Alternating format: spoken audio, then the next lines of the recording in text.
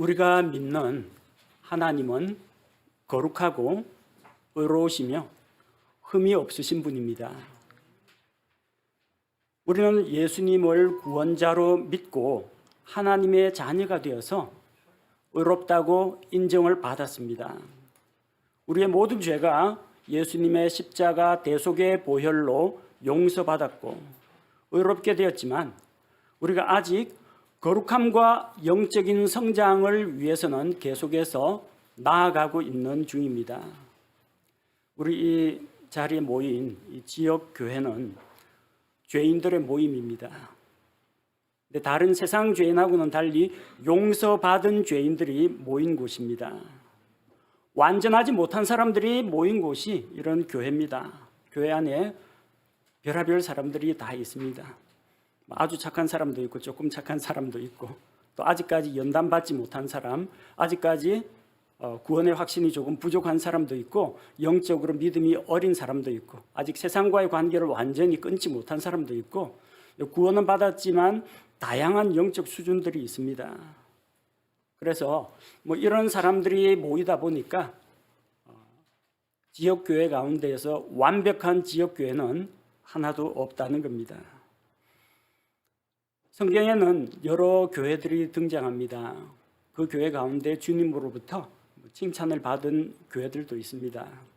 그러나 주님께 칭찬받은 교회가 100% 거룩하고 완벽한 교회는 아니었습니다. 또 칭찬과 더불어 책망을 당하기도 했고 경고를 받기도 했습니다. 우리 한마음 침례교회는 어떠합니까? 하나님의 은혜로 예수 그리스도를 믿어 다 구원받은 거룩한 성도들의 모임입니다. 그러나 우리는 아직까지 완전한 거룩함에 이르지 못했고 성화의 과정을 밟아가고 있는 중입니다. 그러다 보니까 성도들 사이에도 다툼이 있을 수가 있고 또 어떤 불일치하는 부분이 있을 수가 있고 아직까지 우리에게 남아있는 옛 육신적인 생각 때문에 하나님 보시기에 우리가 하나로 합치지 못하고 서로 용납하지 못하고 또 교회 안에서 분열이나 의견 다툼이 일어날 수도 있는 것입니다. 우리는 하나님께서 기뻐하시는 신약 교회가 어떤 모습인지 성경 말씀을 통해서 하나씩 배워가고 있습니다. 오늘은 그 가운데 골로새 교회의 사례를 한번 살펴보면서 그들로부터 우리가 배울 점을 찾고자 합니다. 주님께서 그 교회에 어떠한 칭찬의 말씀을 주셨는지 살펴보겠습니다. 또한 골로새 교회가 하나님 앞에서 경계를 받은 말씀이 있습니다. 똑같이 우리 상황에 적용해서 우리는 그럼 어떠한 잘못들을 피해야 할 것인지 교훈을 받고자 합니다. 먼저 이 골로새 교회가 언제 어떻게 시작되었는지 살펴보려고 합니다. 골로새 지역은 우리가 아는 소아시아 지역에 있습니다. 유럽 쪽으로 건너가기 이전에 그 소아시아 쪽에 있습니다. 오늘날 그 터키 아래쪽이라고 보시면 됩니다. 골로새는 루쿠스 강가에 위치한 그런 조그마한 도시입니다. 그리고 사대와 버가모, 성경에 나오는 그 지명이죠. 그 길목에 있는 도시입니다. 그래서 무역과 교통 그리고 군사적인 전략 요충지였습니다.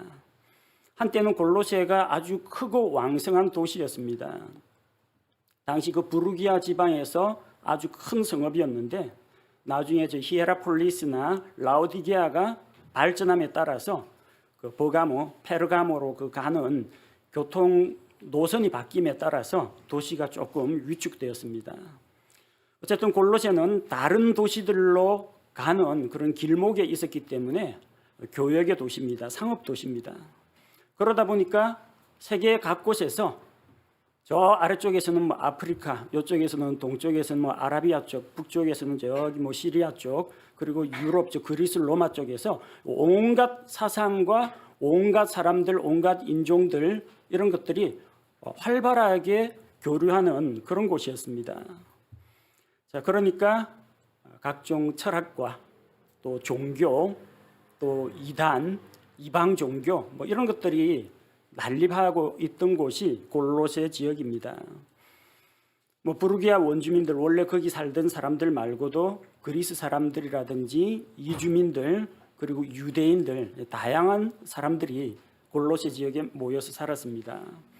이 골로새 지역에 교회가 세워진 것은 사도 바울이 전도를 해서 세운 곳은 아닙니다. 왜냐하면 골로새서 1장 9절 말씀해 보니까,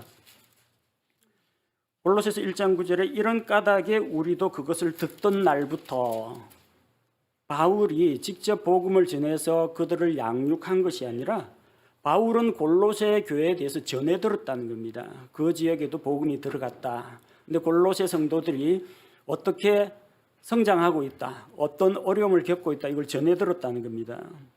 또 골로새서 2장 1절에 보면은 내가 너희와 라오디게아에 있는 자들과 육신으로 내 얼굴을 보지 못한 자들을 위해, 바울이 그들과 얼굴을 대면하여 만나지 못했다는 겁니다. 그러니까 바울이 직접 사역을 해서 세운 교회는 아니라는 겁니다.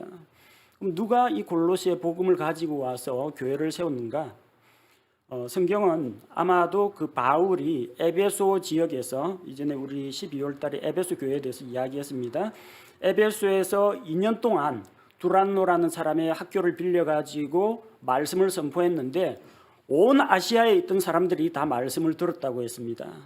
아마 그때 이 에베소에 왔던 에바브라라는 사람을 통해서 골로새 지역에 복음이 전해졌을 것이라고 추측할 수가 있습니다.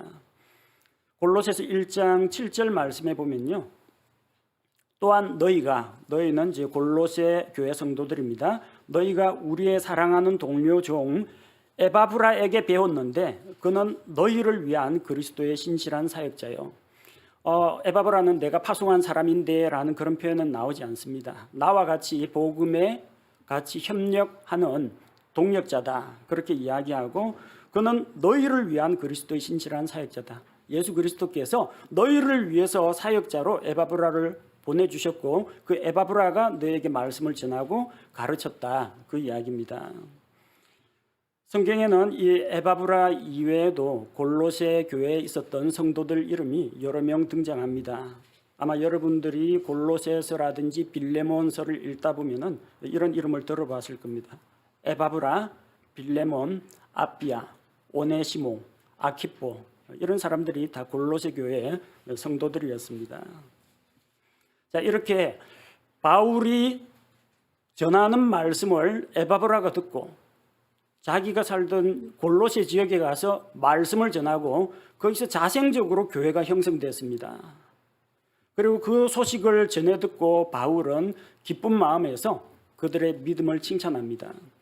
사실 골로새 교회에 대해서 할 말이 좀 많습니다. 야단을 쳐야 되는데 언제나 그러하듯이 대화하는 기술 중에 하나입니다. 첫 판부터 붙잡아 놓고 너는 뭐도 못하고 지난번에도 그랬고 차 이렇게 하면요, 말이 잘 안 들어갑니다. 반감부터 생깁니다. 뭐부터 해요? 일단 맛있는 거 좀 사 먹이고, 그다음에 차 한 잔 마셔가면서 칭찬부터 시작합니다. 골로새 교회가 무조건 나쁜 일만 저지른 건 아니에요. 좋은 일도 많이 했습니다. 칭찬거리, 자랑거리도 많아요. 그럼 일단 우선 칭찬, 자랑을 통해서 그들을 더 잘할 수 있도록 격려하고 세워주는 게 우선이라는 겁니다. 그 다음에 이런 좋은 일이 있음에도 불구하고 내게 좀 부족한 것이 있는데 이것만 고치면 참 좋겠다, 이렇게 하면 설득이 잘 먹혀 들어갑니다. 그래서 하나님의 사람 바울은 예수 그리스도로부터 말씀을 받아서 그들에 대해서 칭찬을 해줍니다. 골로새 교회가 문제가 많다는 소식을 들었거든요. 그래서 두기고 오네시모 편에 편지를 써서 전달하는데, 일단은 그리스도 안에서 먼저 그들과 교제가 이루어져야 됩니다. 그래서 1장에서는 그들에게 인사를 하고, 또 내가 너희를 위해서 기도하고 있다, 너희로 인해서 하나님께 기뻐하고 감사하며 내가 항상 너희를 생각하고 있다, 이걸 보여줍니다. 그래서 세 가지를 칭찬합니다. 어떤 칭찬입니까? 4절에 보면은 그리스도 예수님을 믿는 너희의 믿음과 모든 성도들에게 너희가 베푸는 사랑을 우리가 들었기 때문이요. 너희의 믿음과. 첫째로는 바울은 그들의 믿음을 칭찬합니다. 골로새 교회 성도들은 바울의 동료인 에바브라로부터 진리의 말씀을 배웠습니다. 그래서 그 말씀을 통해서 그들이 믿음을 갖게 되었고 또 그 믿음 가운데 굳건하게 서게 되었습니다. 골로새서 2장 5절에는 내가 육신으로는 떠나 있으나 영으로는 여전히 너희와 함께 있어 너희가 질서 있게 행하는 것과 그리스도를 믿는 너희의 믿음이 굳건한 것을 기뻐하며 또 바라보느니라. 그들은 굳건한 믿음 가운데 서 있었다는 겁니다. 그래서 너희가 말씀에 근거해서 에바브라가 전해준 하나님의 말씀에 근거해서 굳건한 믿음 가운데 서 있구나. 그걸로 인해서 나는 하나님께 기뻐하고 감사한다. 칭찬의 메시지입니다. 두 번째는 우리가 이미 읽은 골로새서 1장 4절에 나오는 말씀처럼 성도들에게 너희가 모든 성도들에게 너희가 베푸는 사랑을 우리가 들었기 때문이요. 그 사랑에 대해서 칭찬합니다. 성도들끼리 서로 사랑한다는 것은 무엇을 말합니까?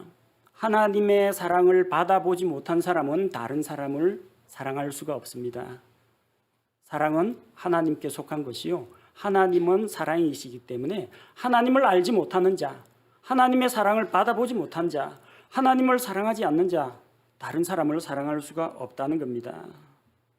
그들은 성도들이 서로 사랑하는 그런 교회였다는 겁니다.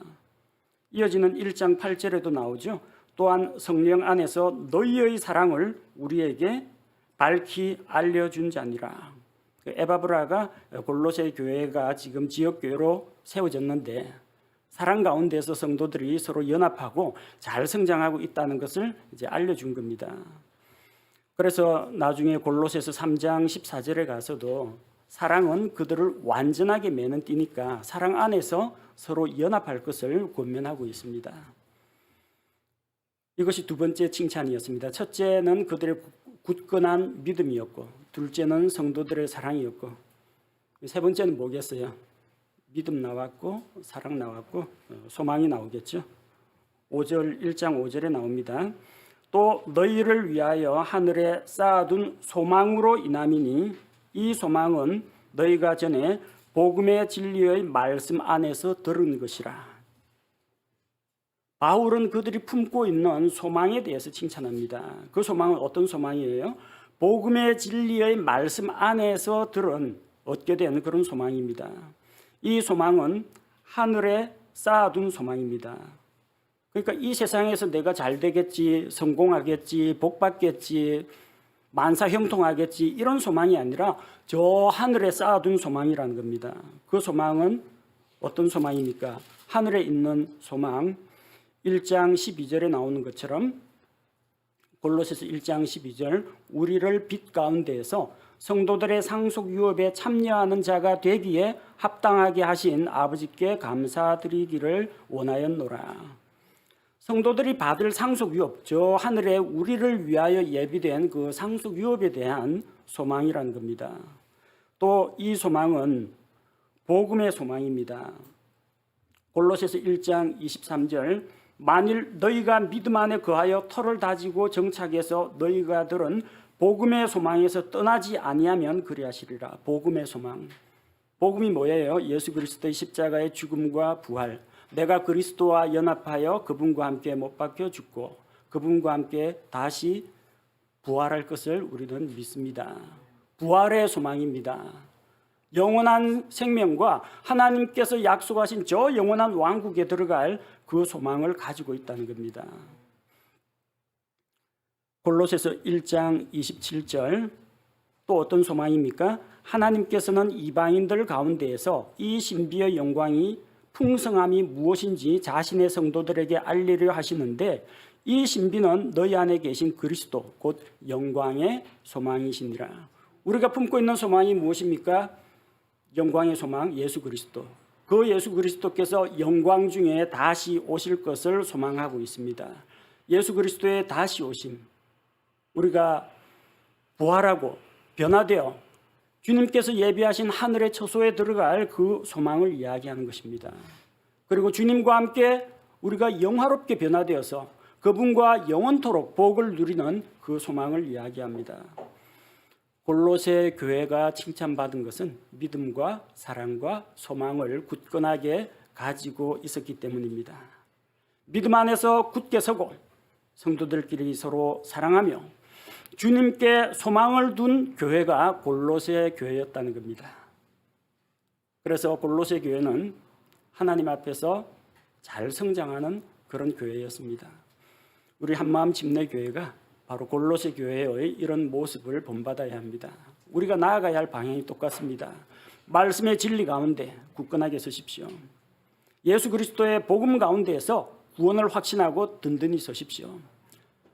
하나님의 말씀을 듣고 읽고 배우는 가운데에서 굳건하게 믿음 위에서 서 나가십시오. 이게 우리 교회가 우리 성도들을 보살피고 성장시키는 그 일을 주님께 부여받은 사명입니다. 두 번째는 교회 안에서 성도들끼리 서로 사랑하는 것입니다. 사랑은 온전하게 매는 띠입니다. 별별 다양한 사람들이 모였고 나랑 맞는 사람, 맞지 않는 사람, 성격 차이라든지 수준 차이라든지 정치 성향이라든지 다른 게 많습니다. 그러나 오로지 복음의 진리 안에서 우리가 예수 그리스도의 사랑 안에서는 하나로 화합할 수가 있다는 것입니다. 세 번째는 같은 소망입니다. 우리는 이 땅의 소망을 가지고 있지 않습니다. 저 하늘에 쌓아둔 복된 소망, 우리 주 예수 그리스도 우리를 데리러 다시 오신다는 그 소망, 우리가 죽더라도 부활하여서 주님을 만나게 된다는 것, 내가 살아서 주님 다시 오시는 것을 보게 된다면 영광스럽게 변화되어서 주님과 함께 하늘의 처소로 들어가게 된다는 소망이며, 장차 그분께서 세우실 영원한 왕국에서 칭찬과 보상과 영광 상급을 받는다는 그 소망을 굳건하게 우리가 붙잡을 때 우리 한마음 집내교회가 건강하게 든든하게 서갈 수 있다는 것입니다. 우리 한마음 집내교회가 이런 교회가 되기를 원합니다. 하나님께서 이런 교회로 성장시켜 주시기를 우리 다 같이 기도해야겠습니다. 좋은 이야기 들었으니까 이제 매맞을 준비해야겠네요. 잘하는 것도 있고 못하는 것도 있습니다. 지역교회가 다 그렇습니다. 어떤 장점이 있으면 좀 단점도 있고 그러는데, 이 골로새 교회가 앞서 말씀드린 것처럼 이 다양한 도시들로 통하는 길목, 상업적인 중심지였고 또 군사적으로도 요충지였고 여행자들이 여행할 때도 아주 요긴한 그런 곳이다 보니까 별의별 사람들이 다 여기 사방팔방으로 다 지나다닙니다. 그러다 보니까 온갖 이상한 사상이나 교리나 이방 종교나 풍습이나 이게 골로새 안에서는 그냥 잡동사니처럼 모여 있는 겁니다. 그래서 그 골로새 교회에 좀 걱정스러운 일이 있어가지고 에바브라가 이제 바울에게 이제 연락을 했는데, 바울이 골로새서를 쓰면서 이제 그들에게 경고를 하고 있습니다. 자, 오늘 우리가 읽은 골로새서 2장 8절에 보니까 어떤 사람이 철학과 헛된 속임수로 너희를 노략하지 못하도록 조심하라. 그것들은 사람들의 전통과 세상의 유치한 원리들을 따르는 것이요 그리스도를 따르는 것이 아니니라. 우리가 따라야 할 것은 예수 그리스도입니다. 예수 그리스도를 믿고 따르고 우리의 왕으로 교회의 머리로 모셔야 하는데, 여러 가지 잡된 사상들이 들어와 가지고 이 성도들의 마음을 이제 흔들어 놓는다는 겁니다. 그래서 조심하라고 하면서 그 철학과 헛된 속임수가 무엇인지 바울이 보여주고 있습니다. 자, 첫째로 이제 문제가 되는 것이 유대 종교의 율법주의였습니다. 율법주의.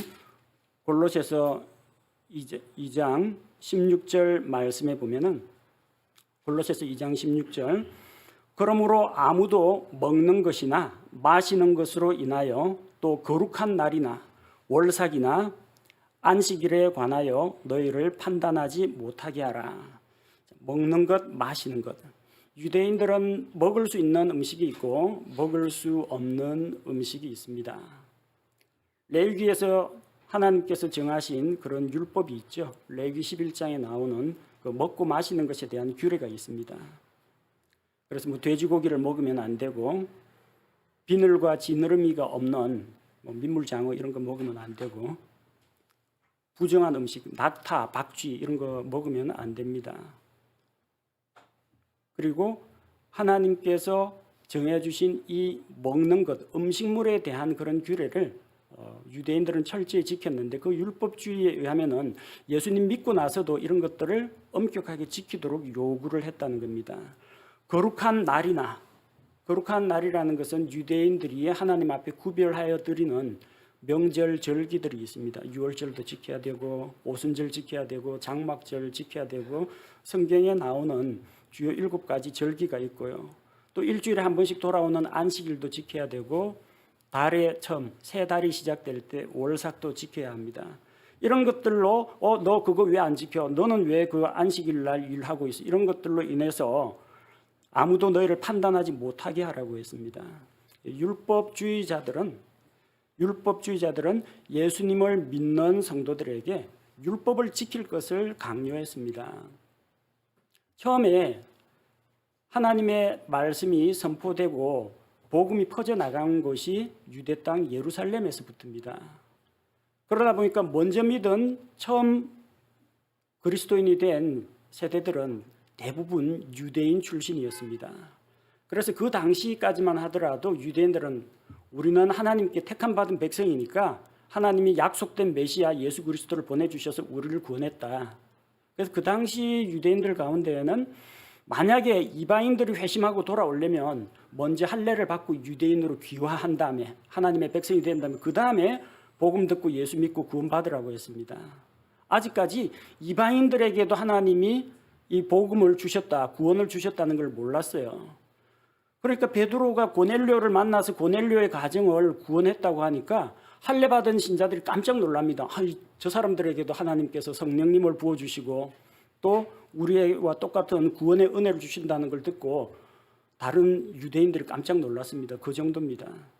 물론 이제 사도행전 15장에서 그런 율법의 문제 그런 것들은 예루살렘 회의에서 해결이 되었습니다만 보수적이고 독실한 유대교 출신의 그리스도인들 이런 사람들 가운데에서는 예수님을 믿는 것만으로는 불완전하고 율법을 지켜서 이 믿음을 지켜나가고 구원을 완성해야 된다. 그렇게 생각하는 사람들도 있었다는 겁니다.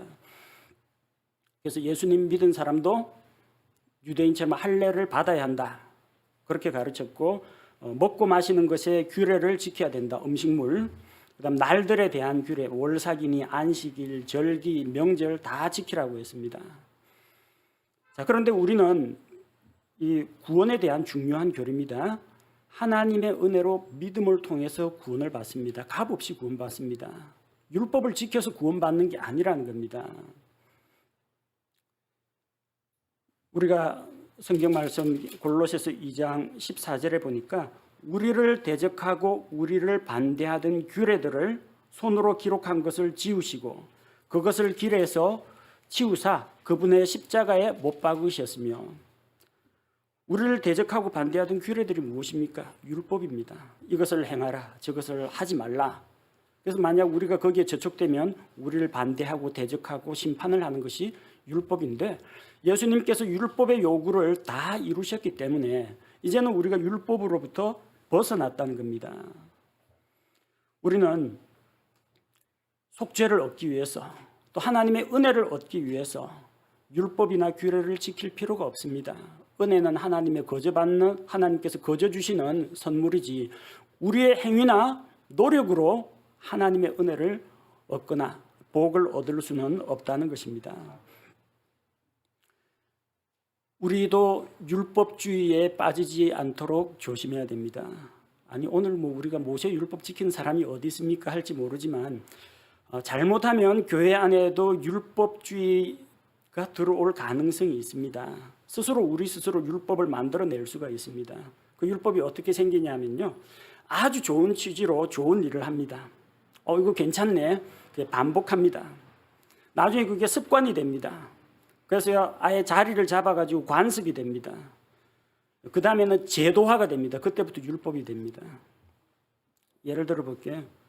여러분 공원 벤치에 앉으려고 했는데 벤치가 너무 더러워가지고 손수건 깔려고 하니까 손수건 안 가져왔고 가방에 성경책이 있네요. 벤치 이거 엉덩이에 성경책 깔고 앉아도 될까요? 안 될까요? 나이 드신 장로님한테 이야기하면 큰일 납니다. 이런 무엄한 것들이 하나님의 말씀을 하나님의 율법을 깔고 앉아 하면서 혼납니다. 성경을 그만큼 존중하는 그분의 믿음은 존중합니다. 그런데 그것을 다른 사람에게 강요를 해가지고 나는 이렇게 성경을 존중하는데 너 성경책을 그렇게 깔고 앉다니, 뭐 다른 신문지나 있으면 신문지 깔고 앉았으니까 당장 안 깔고 앉을 게 없는데 다른 사람을 비난하고 정죄하는 겁니다. 내가 세운 것은 이것인데 너는 왜 이 기준에 맞지 않느냐 하면서 다른 사람을 비난하고 자기 법으로 다른 사람을 판단하면 이게 율법이 될 수가 있다는 겁니다.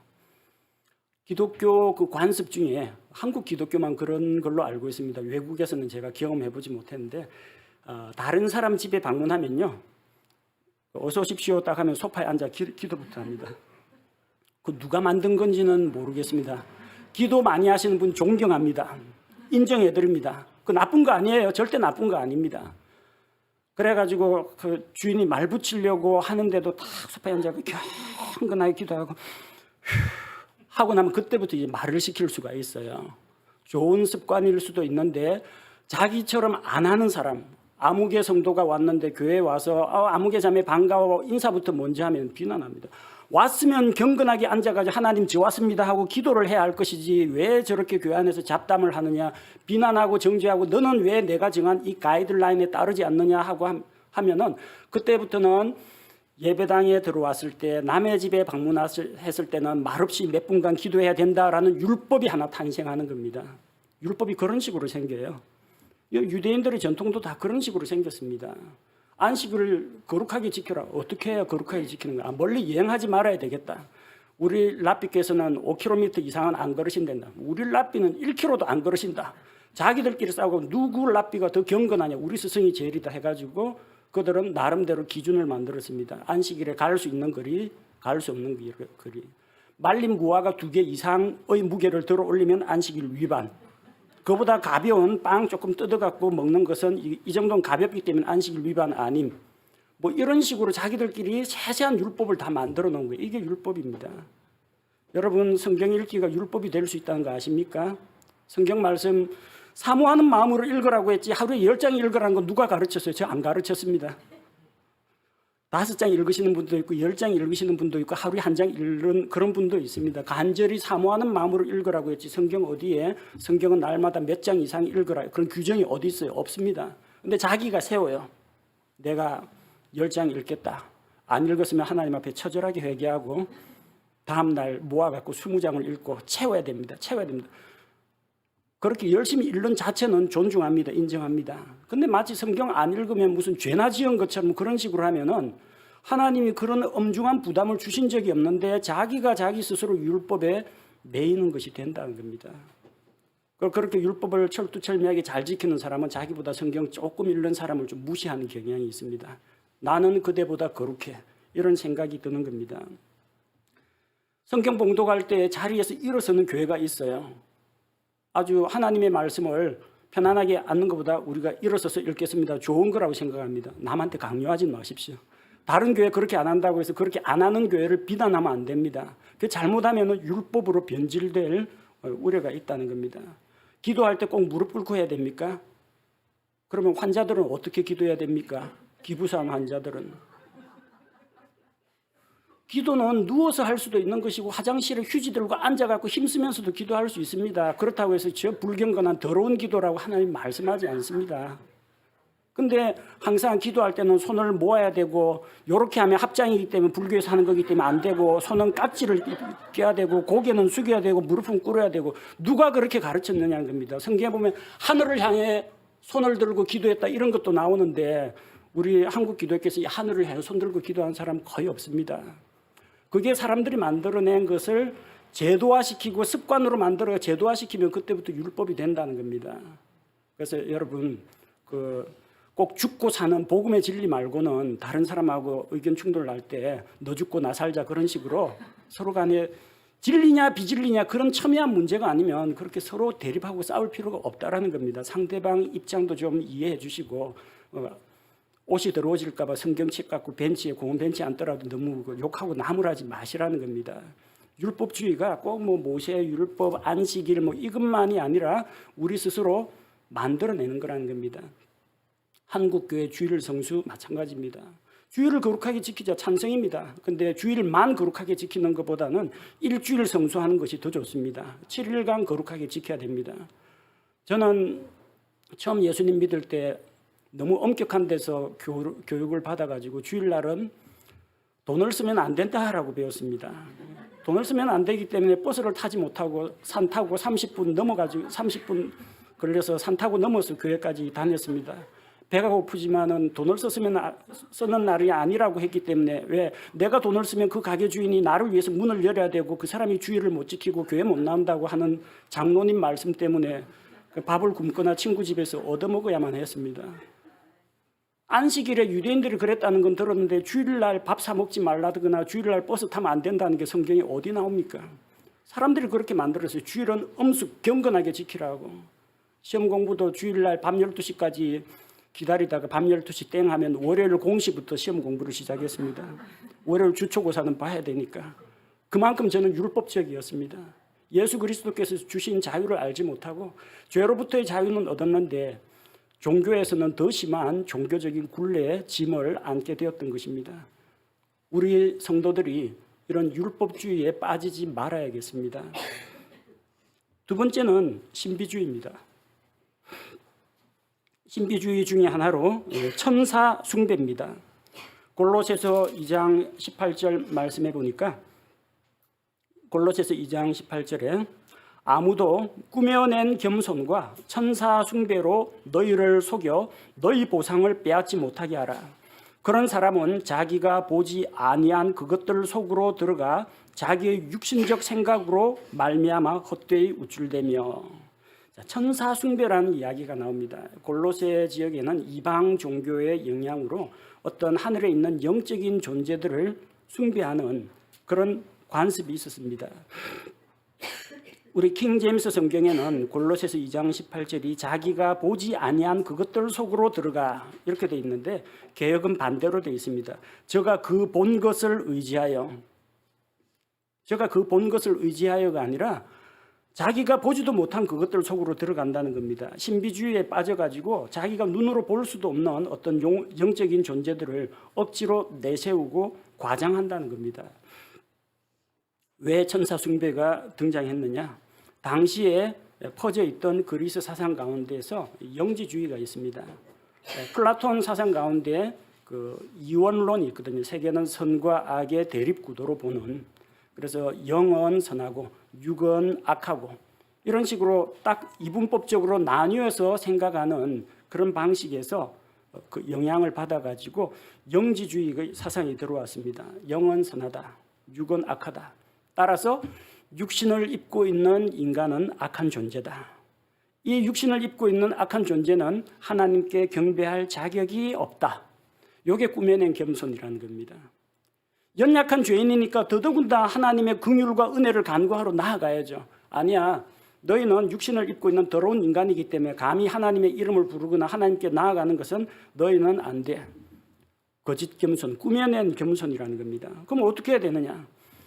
하나님하고 사람 사이 한 중간 정도 되는 천사, 하나님 부리는 천사가 있으니까 천사는 영적인 존재거든요. 영지주의에 하면은 영은 선하고 선하기 뭐가 선합니까? 타락한 천사도 있는데 악령도 있는데 어쨌든 천사는 그 영적인 존재니까 이 타락한 인간, 죄 많은 육신을 입은 인간보다는 거룩하지 않느냐. 천사를 중보자로 내세워서 하나님께 나아가라는 겁니다. 그래서 천사의 도움을 구합니다. 천사를 의지하기 위해서 천사에게 도와달라고 기도합니다. 천사에게 예배합니다. 로마 가톨릭에서도 뭐 천사 가브리엘이야 천사장 싸우는 미카엘 이런 이름들 부르면서 천사에게 하늘에 있는 영적 존재에게 기도합니다. 그 천사 숭배에서 나온 거예요. 천사 숭배인데 천사가 사람 눈에 하나님께서 직접 보내가지고 사람들 앞에 메시지를 전할 때 말고는 눈에 보이지 않습니다. 근데 사람들은 자기가 보지 아니한 그것들 속으로 들어가서 어떤 영적인 존재에게 경배한다는 겁니다. 천사 숭배자들은 신비 체험을 중시합니다. 예수님 대신 하늘에 있는 영적인 존재를 의지합니다. 그러나 디모데전서 2장 5절 말씀에 보면은 하나님과 사람 사이를 중재하실 수 있는 중보자는 예수 그리스도 한 분, 유일하신 분입니다. 천사가 할 수 없어요. 히브리서 1장 14절은 천사들은 구원받은 성도들을 섬기는 종들이라고 했습니다. 섬기는 영들입니다. 우리는 하나님의 아들, 천사들은 하나님의 종들, 아들이 높아요, 종이 높아요. 하나님의 아들들이 높습니다. 따라서 그들은 하나님께서 우리를 도와주기 위해서 부리는 영들이지 천사는 사람들로부터 경배와 찬양을 받을 존재는 아니라는 이야기입니다. 그래서 그런 헛된 사상에 빠지지 말라는 겁니다. 성도들은 천사가 필요한 게 아니라 머리이신 예수 그리스도가 필요합니다. 머리이신 예수 그리스도 19절 골로새서 2장 19절에 보니까 머리를 붙들지 아니하느니라. 그러나 이 머리로부터 예수 그리스도, 교회의 머리 예수 그리스도 온몸이 마디와 힘줄에 의해 영양을 공급받고 서로 결합하여 하나님께서 자라게 하시는 대로 자라느니라. 머리이신 예수님을 붙들지 아니하면 영적 성장이 없습니다. 보상도 기대할 수 없습니다.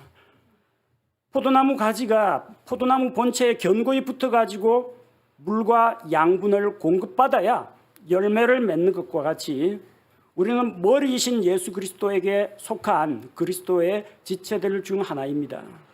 따라서 예수 그리스도와 연합을 통해 영적인 영향을 공급받고 영적으로 성장하게 됩니다. 그럼에도 불구하고 오늘날도 머리이신 예수 그리스도와 예수 그리스도께서 주시는 말씀을 붙잡지 않고 신비주의 체험을 중시하는 교회들이 있습니다. 물론 천사들 숭배는 안 한다고 하지만 어떤 남들이 알지 못한 어떤 눈에 보이지 않는 신비한 표적이나 기적을 따라가는 사람들이 있다는 겁니다. 그래서 그런 사람들은 방언이나 환상, 계시, 치유, 축사 이런 것들을 성령 체험이라고 내세웁니다. 그들은 성령을 교회의 머리로 생각하는 모양입니다. 그러나 교회의 머리는 성령님이 아니라 예수 그리스도십니다. 성령님은 스스로 영광을 취하지 않습니다. 예수님이 뭐라고 말씀하셨습니까? 그가 내 영광을 나타내리니 내 것을 가지고 너희에게 알리겠습니다. 성령님은 예수 그리스도의 영광을 드러내시는 분입니다. 성령님은 예수 그리스도의 말씀, 성경 말씀을 통해서 역사하시는 분입니다. 따라서 우리는 어떤 신비한 영적인 체험보다도 머리이신 예수 그리스도를 견고하게 붙드는 것이 필요합니다. 세 번째로 바울이 경고를 주고 있는 게 금욕주의 사상입니다. 금욕주의. 골로새서 2장 21절에 기록된 바와 같이 곧 만지지도 말고 맛보지도 말고 손을 대지도 말라 하는 것이니, 이 거짓 교사들은 사람들에게 어떤 것은 만지지도 말고 맛보지도 말고 손을 대지도 말라고 하면서 육체의 욕구들을 엄격하게 금하고 몸을 괴롭게 했습니다. 골로새 교회에 들어온 이 금욕주의 사상은 어디에서 생긴 것입니까? 이것도 영지주의 사상의 영향입니다. 영은 선하고 육은 악하다. 너희 몸을 입고 있는 사람들은 식욕, 성욕, 그리고 어떤 명예욕 이런 것들의 각종 욕구에 시달린다. 오욕칠정에 시달린다. 번뇌에 시달린다. 그럼 이거 어떻게 제어할 거냐? 너희 몸은 악하다.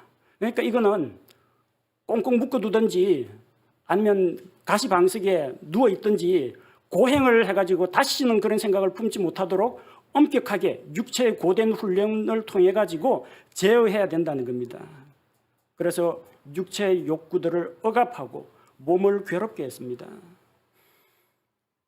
영은 거룩하고 육은 악하다라는 그런 생각 때문에 인간의 모든 죄와 악이 어디서 나오냐? 육의 더러운 생각과 정욕에서 나온다.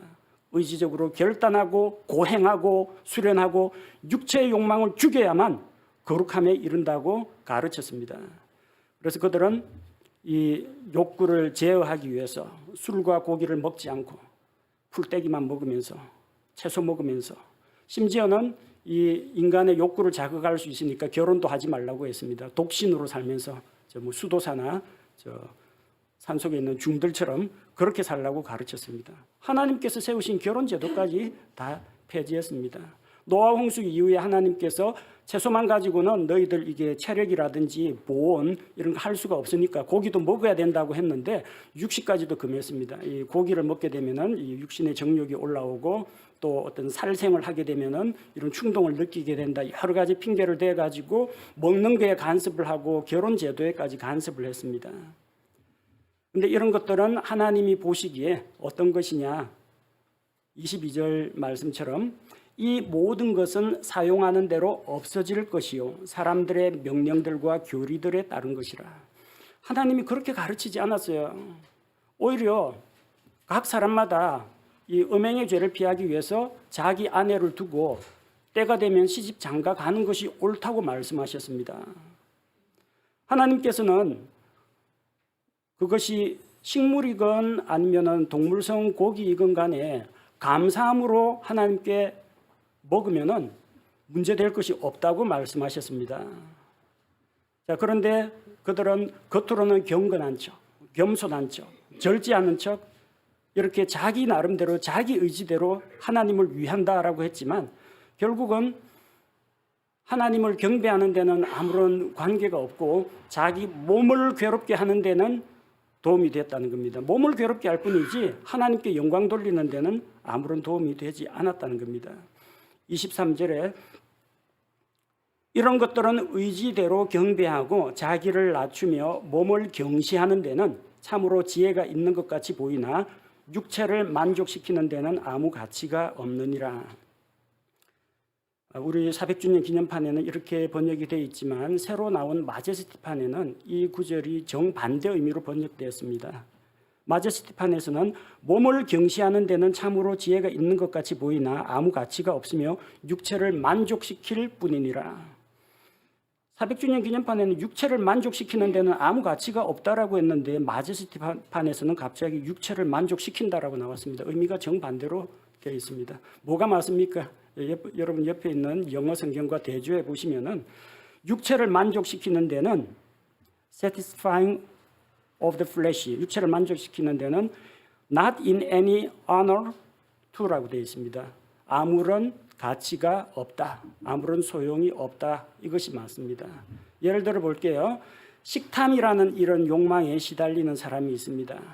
그래서 금욕주의자가 가르쳐 주는 대로 금식을 했습니다. 금식을 했습니다. 너 그 욕심은 육체에서 나오는 거다. 그 육체를 괴롭게 해야 된다. 금식을 했습니다. 자, 금식을 하면은 육체가 만족이 됩니까? 육체가 지금 원하는 거 음식이잖아요. 금식을 했는데 육체가 만족이 됩니까? 몸을 괴롭게 할 수는 있습니다. 그리고 금식을 한다고 해서 식욕이 제어가 됩니까? 더 먹고 싶어지지. 금식하면은 몸을 억제를 했는데 식욕이 제어가 안 됩니다. 이 식욕이라는 것은 하나님께서 주신 건전한 우리의 욕구입니다. 그래서 알맞게 성령님의 인도와 통제를 따라서 알맞게 사용하면 되는 것이지 금식이라는 그 금욕주의자의 처방을 따라가지고 먹지 마, 굶어, 가둬놓고 하면 식욕이 제어가 안 되고 육체에도 아무런 만족이 없습니다. 몸을 괴롭게 하는 데는 혹시 도움이 될지 모르지만 육체를 만족시키지도 못하고 육체를 제어하는 데도 아무런 쓸모가 없다라는 겁니다. 마음속에서 어떤 육신적인 정욕이 끌어오른다고 해서 바늘로 허벅지를 찌르거나 찬물을 뒤집어 쓰면은 그 욕구가 해결이 됩니까? 육체가 만족합니까? 몸만 괴롭습니다. 그래서 금욕주의는 올바른 처방이 아니라는 겁니다. 예수 그리스도를 믿고 거룩한 사람으로 변화되어 가는 것은 우리 안에 계시는 성령님의 역사요, 하나님의 말씀과 내가 그 말씀에 순종할 때 나타나는 삶의 변화를 말미암는 것이지 금욕적인 생활을 한다고 해서 내가 거룩하고 도덕적이고 영적으로 성장하는 것이 절대 아니라는 이야기입니다. 우리는 금욕적 생활이 아니라 성령님 안에서 절제하는 삶을 배워야 한다는 겁니다. 세 가지 칭찬을 들었고 세 가지에 대해서 경고를 받았습니다. 그런 골로새 교회에 대한 하나님의 처방은 무엇입니까? 바울이 하나님의 말씀으로 그들에게 이런 모든 문제를 극복할 수 있는 방법을 제시합니다. 율법주의나 어떤 신비주의, 천사숭배나 금욕주의에 대해서 일일이 그게 왜 잘못됐고 이런 것들 뭐 비판하고 일일이 대처할 필요가 없습니다. 예수 그리스도가 정답입니다. 시험 문제 이런 거 많이 나오죠. 다음 중 위 보기에 해당하는 가장 알맞은 것을 고르시오. 1, 2, 3, 4 4개 중에 하나입니다. 정답을 아는 사람은 이게 맞다. 딱 2번 딱 찍습니다. 잘 모르는 사람은 옳은 것을 고르시오 했으니까 일단 아닌 거 4번은 아니겠다. 1번 아니겠다. 지워나가는 겁니다. 그래가지고 마지막에 이건가 해가지고 이거 그래 짚어나간다는 겁니다. 여러분 보기가 50개 되면 어떻게 하시겠습니까? 50개 보고 이거는 아닌 것 같고 이건 아닌 것 같고 이건 아닌 것 같고 어느 세월에 신천지, 통일교, 안식교, 무슨 뭐 하나님의 교회, 안상홍 증인의 뭐 별하별 여호와의 증인, 별하별 이단들이 다 나오지 않습니까? 제가 이 강단에서 이 이단은 요래서 잘못됐고 저 이단은 저래서 잘못됐고 이거는 저래서 잘못됐고 세상에 이단이 어디 한두 개라야 말이지 그 교회에서 다 못 다룹니다. 제가 뭘 다룹니까? 정답만 가르칩니다. 예수 그리스도의 복음만 가르칩니다. 그것만 붙잡으면 그거에 반대되는 것은 다 이단 사상. 그렇게 정답을 알고 있으면 된다는 겁니다. 그래서 이런 율법주의, 신비주의, 금욕주의의 문제점에 대해서 바울은 간단히 지적했습니다. 유대인 율법주의 비판해가지고 편지를 한 20장씩 뭐 그렇게 쓰지 않았다는 거죠. 골로새서 전체적인 내용은 뭘 다루고 있느냐? 예수 그리스도의 탁월성에 대해서 다루고 있습니다. 창조주 하나님, 모든 만물보다 먼저나시니 온 우주 가운데서 가장 높고 위대하신 분, 영광스러운 분, 교회의 머리 되시는 분, 예수 그리스도에 대해서 포커스를 맞추고 있지 이런 시시한 세상 철학 이런 거 일일이 반박하지 않습니다. 그래서 바울이 내놓는 처방은 무엇이냐? 첫째, 예수님은 교회의 머리시라는 겁니다. 그분으로부터 온몸이 영양을 공급받고 결합하여 성장한다고 했습니다. 골로새서 1장 18절에 그분께서는 몸 곧 교회의 머리시니라. 그분께서 시작이시요 죽은 자들로부터 처음 난 자이시니 이것은 그분께서 모든 것에서 으뜸이 되려 하심이라.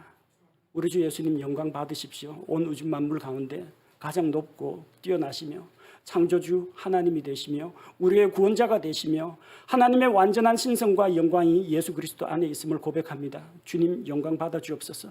머리이신 예수 그리스도로 말미암아 우리 모든 성도들 지체들이 영향을 공급받고 그분의 지혜를 배우며 그분의 성품을 닮아가며 예수 그리스도와 같은 형상으로 변하게 될 것을 믿습니다. 머리이신 예수 그리스도를 붙잡으면 우리는 자연히 예수님을 닮아서 그리스도의 사람으로 성장해 나간다는 것입니다. 두 번째는 예수님 안에 다 있습니다. 다이소라는 그 매장이 있더라고요.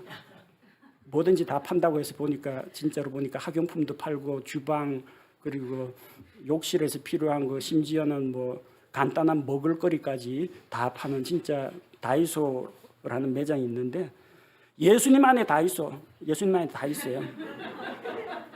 예수님 안에 우리의 성장에 필요한 모든 것이 다 있습니다. 우리를 성장시키는 것은 율법이 아닙니다. 우리를 성장시키는 것은 신비체험이 아닙니다. 우리를 성장시키는 것은 금욕적 생활이 아닙니다.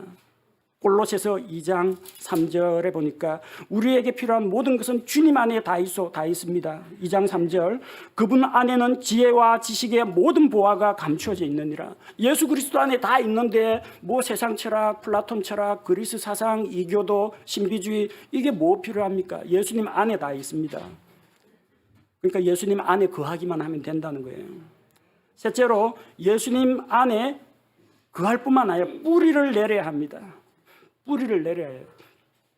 어제 베란다 화분 정리하다가 조금 이게 잘 안 자라는 게 있어가지고 제 아내가 몇 개 탁 꺾었는데 탁 부러져요. 뿌리가 없어요. 뿌리가 무슨 이게 깊이 자랄 줄 알았는데 팥뿌리처럼 수염 몇 가닥만 있고 없어요. 맥없이 끊어져요. 화분에 심기는 심었는데 뿌리가 깊지 않아요. 예수 그리스도 안에 들어오긴 했는데 뿌리를 깊이 내리지 못하면 흔들리거나 넘어질 수 있다는 겁니다. 그래서 골로새서 2장 6절 7절 말씀과 같이 그러므로 너희가 주 곧 그리스도 예수님을 받아들였듯이 그렇게 그분 안에서 걷되 그분 안에서 뿌리를 내리고 세워지며 가르침을 받은 대로 믿음 안에 굳게 서서 그 안에서 넘치도록 감사를 드리라고 했습니다.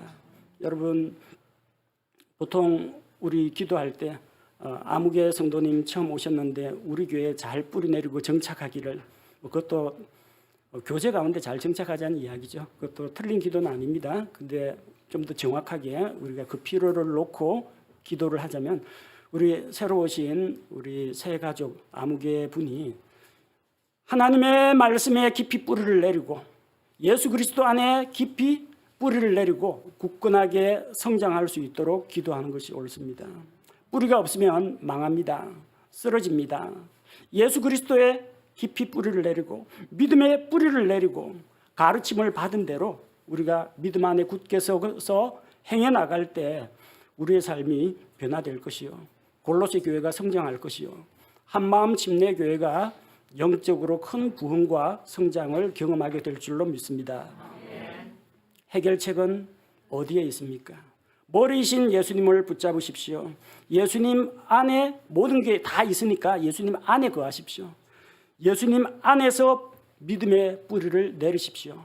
이게 교회 성장의 열쇠입니다. 그것은 곧 우리 성도들 한 사람 한 사람이 주님 안에서 성장하는 비결인 것입니다. 골로새 교회 성도들이 믿음에 서고 서로 사랑하며 소망 가운데서 신앙생활을 한 것처럼 우리 한마음 침례교회가 믿음의 행위와 사랑의 수고와 소망의 인내 가운데에서 영적으로 성장하기를 원합니다. 우리 주변에 있는 여러 가지 이단 사상들이나 세상의 풍조, 문화에 일일이 맞대응할 필요가 없습니다. 우리가 진리이신 예수님을 굳게 붙잡을 때 성도들이 믿음 안에 굳게 서고 우리 교회가 건강하게 성장할 것이라고 믿습니다. 우리의 머리, 교회의 머리신 예수님을 붙들고 완전하신 예수님 안에 거하고 예수님 안에 뿌리를 내리고 굳게 섭시다. 그렇게 할 때 우리 한마음 침례교회가 영적으로 성장하고 건강한 교회로 자라갈 것을 믿습니다. 함께 기도하겠습니다.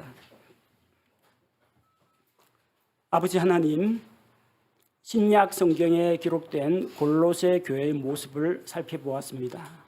믿음, 소망, 사랑 가운데에서 잘 성장하고 있는 골로새 교회였지만 또 주변에 있는 여러 세상의 악한 영향과 세상의 초등학문과 또 철학과 속임수가 난무하는 그 지역에서 그들은 유대교의 율법주의와 이방인들의 신비주의와 또 금욕주의의 영향을 받아서 그들의 신앙의 위험을 겪게 되었습니다. 하나님께서 보여주신 처방은 완전하신 예수 그리스도, 머리이신 예수 그리스도를 굳건하게 붙들고 모든 지혜와 영광과 보화를 풍성히 가지고 계신 예수 그리스도 안에 거하며 그분 안에 믿음의 뿌리를 굳게 내리고 서는 것이 교회 성장의 비결임을 보여주셨습니다. 아버지 하나님, 우리 한마음 침례교회가 이와 같이 되게 하옵소서. 모든 성도들이 말씀의 진리 가운데 굳건하게 서게 하시고 성도들이 서로 사랑하며 또 서로 교제하는 가운데서 하나 되게 하시고 동일한 하늘의 소망을 품고 나아갈 수 있도록 같은 목표 향해 나아가게 하여 주옵소서. 우리가 행하는 모든 일들이 주님을 사랑하는 마음이 동기가 되어 행하게 하시고 율법과 같은 의무감으로 행하거나 자기가 만들어 놓은 관습의 틀에 다른 사람을 억지로 끼워 넣는 그런 오류를 범하지 않게 하옵소서. 신비적인 체험이 아니라 말씀을 깨닫고 실천함으로 삶이 변화되는 체험을 얻게 하여 주옵소서. 금욕적인 방법으로 자기의 육신을 학대하려고 하기보다는 성령님께서 주시는 생각 가운데에서 성령님의 인도를 받아서 자기를 제어하는, 절제하는 그리스도인이 되게 하여 주옵소서.